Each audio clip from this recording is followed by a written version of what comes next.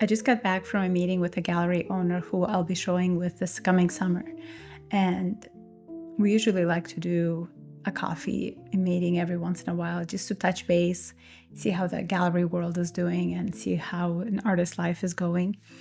And we had such a wonderful conversation. And on my way back driving, I was thinking to myself, I need to make a video about this because I think it's going to help a lot of artists who are navigating the fine art world or wanting to have a full-time career in it. So one of the things that came out, I'm going to try, I don't have a script or anything. I literally have a few things written on my notes just to jot them down to make sure I don't forget to say what I want to say. And I just wanted to have a free-flowing conversation because I just think this is going to be very, very helpful. So I'll go down the list of how I wrote down what we were talking about. So one of the things that came up was he was asking me, where's 2026 going? What are you focusing on this year? And it's something that I consciously have made this decision in 2026 to only focus on 3 areas of my artistic career. By doing so, this was going to be my 5th year. In April will be 5 years that I've been doing art as a full-time. I was doing it part-time, showing here and there, but not as a source of full-time creation and actually building my artistic connections with the galleries, whatnot, and with the collectors directly. So it's been 5 years for me. And I don't know if it's the year of the fire horse. That is a very action-focused year. Because it's an action year, whatever you're putting into it, you're going to get out of it. So clarity is incredibly important. Last year, or we're finishing up this year, it's actually, I think the 17th of February is the year of the horse starts. Last year, 2025, was a year of the snake, where you're outgrowing your previous selves or versions of you, or outgrowing either people or situations that no longer are aligned with you. In 2026 is you're taking this new outgrown person, and with focused work, you're gonna go a lot further. It's a very action and energetic year. And I think we're all feeling it. Everything seems like it's falling apart. Art world is one thing, but the whole world, which is kind of insane, but I digress. I will speak about the art world. This is a channel about what it's like living a life as a full-time artist. And the reason, so one of the reasons he said, I noticed you're posting more on YouTube. Why YouTube? So for those of you who don't know, so YouTube has not been a source or a venue that's really respected in the fine art world. But the past 2 years, every one of these people, of the establishment, I'm talking about Louisiana Challenge, R21, Brooklyn Rail, all of them have now their own YouTube channels, doing interviews with artists, doing studio visits. And I think it's such an important tool for artists. So he was asking me, I see that you're putting more energy into YouTube. And I told him, I said, this year I am doing 3 different pillars. So we were talking about how volatile the world is, but the art world, because I'll speak to that. The amount of media attention that's getting with this gallery closing, it just seems like the sky is falling down. And it creates such a fear-based mindset for a lot of working artists. And I've always been the type of person who's on offense instead of defense, meaning I like to create my own home. I like to create my own studio practice that will outlast most of the galleries. I'm not here to work for just a specific gallery. I'm here to do the most honest work as an artist. And then, with whatever galleries that we can respectfully work together, and if it's mutually beneficial, then it's worth your time. And if it's not worth your time. This the way of a lot of people's thinking is it's either this or it's either that. It's either working with the galleries and going that route exclusively, or it's either self-represented. And my approach has always been both. Nothing is promised to you in life. Nothing is expected to stay the same. Everything constantly shifts. The art world breathes just like any other organism. Sometimes it exhales, sometimes it inhales, and it is just this breathing organism that constantly changes. And with constant change comes things that no longer are working, falling apart, things that are working, maybe growing, and it's constantly shifting. And I think this can help a lot of artists. We see so many tutorials out there of a formulaic approach to having a studio practice, to living life as an artist, to how an artist should behave, how an artist should dress. All of those things are invented. None of those are a representation of you, because not a single artist is you. I see so many videos on YouTube, it's insane kind of, and I'm not talking smack about anybody. It's not about that. It's about the essence of being an artist will immediately go into artist living an artistic life. You cannot separate the two. First of all, nobody has ever had your experience. You are a unique being. You cannot compare your life right now to some old master that lived hundreds of years ago. It's just not how this works.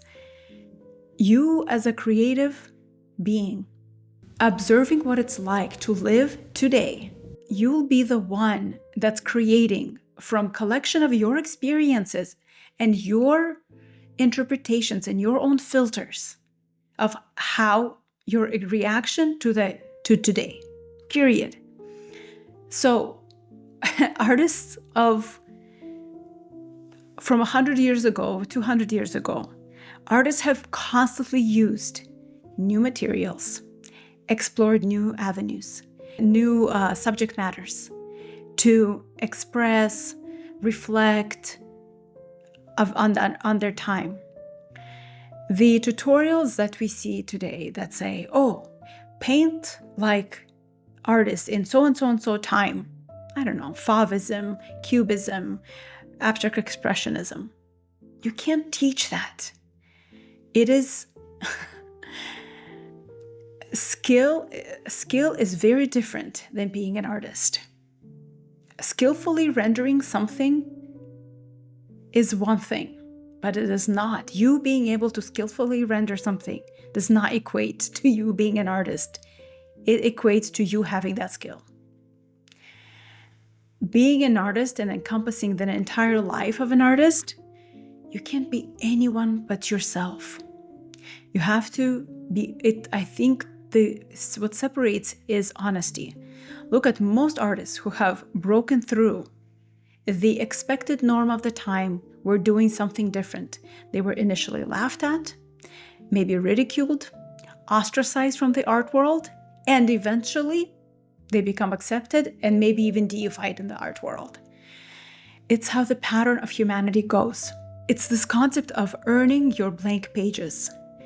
Oftentimes, if we approach formulaically to anything, especially in a creative process, you're almost disrespecting your own experience, because just somebody else giving you a formula will not equate to you creating your best work.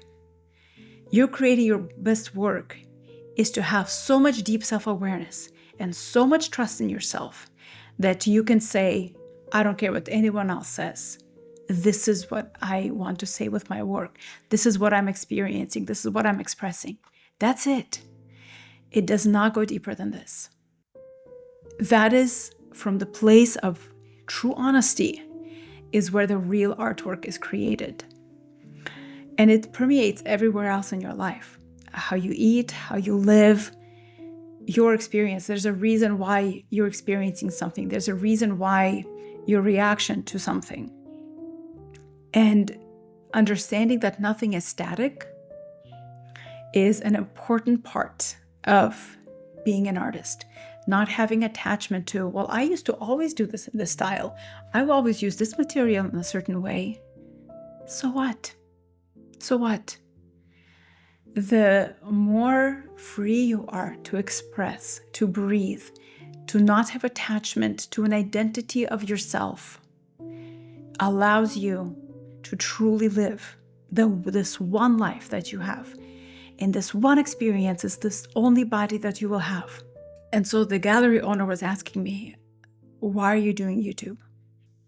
And I told him, I know it's a lot of time and work and effort, and I've committed this year to putting out one video a week. And I wanted this to be a challenge to myself for a few reasons. Reason number one is I want to build an artistic community so we can all share how each of us in different corners of the world are living a creative lifestyle of fully committing to the creative life in whatever capacity that looks like to you. Number one. Number two, I have 2 children. I am 42 years old. I have 2 high schoolers, and I would love for them to have a glimpse into when I have grandkids and they can see what their grandma used to do.